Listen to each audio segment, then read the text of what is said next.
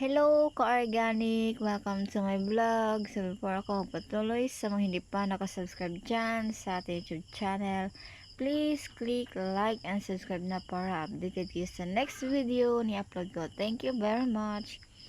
Ito po ay mustard or mustasa. Tanim namin dito sa Betarmus Talatala Farm, a certified organic farm here in Davao City.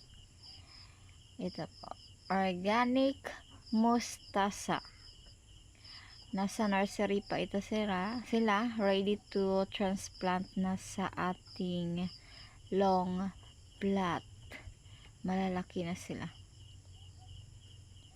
Mustasa, sarap ito sa mga nilagang baka, sinabaw na isda, etc.